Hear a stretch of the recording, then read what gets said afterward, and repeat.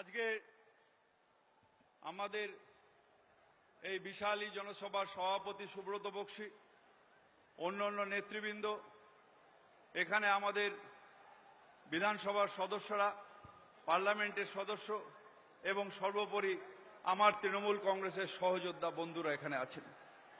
এটা ঠিক যে একটু বাদেই আমাদের যার জন্য এই লাখো লাখো মানুষ আজকে অবজ্ঞা করেছেন সেই মমতা বন্দ্যোপাধ্যায়, তার বার্তা নেবার জন্যই আমরা সকলে এখানে এসেছি। কিন্তু একটা কথা শুধু আপনাদের মনে করতে চাই যে মিডিয়াতেও দেখিয়েছে, চারিদিকে কিছুটা মিডিয়া হই হই করেছিল, এইখানে দাঁড়িয়েই একটা সময় সেই যারা সাম্প্রদায়িক রাজনীতি করে তারা এসে বলেছিল ভাগ মমতা ভাগ।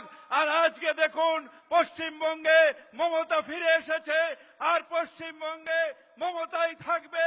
তার কারণ পশ্চিমবঙ্গের মানুষ একজনকেই বিশ্বাস করে, তার নাম মমতা বন্দ্যোপাধ্যায়। আমি উল্টে বলবো, আগামী দিন সময় এসেছে যখন আমাদের দিল্লিতে গিয়ে বলতে হবে ভাগ মোদি ভাগ, ভাগ মোদি ভাগ, ভাগ মোদি ভাগ।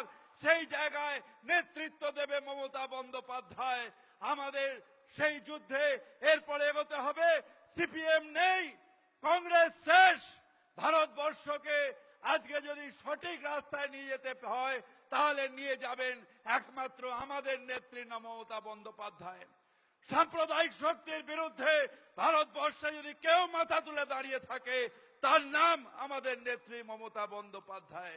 তাই তৃণমূল কংগ্রেসের কর্মীরা আমরা সবাই একযোগে বলবো, মমতা তুমি এগিয়ে চলো, আমরা তোমার সাথে আছি। মোদি ভাগিয়ে বা ভারতবর্ষ স্বাধীন আবার করো, আমরা তোমার সাথে আছি।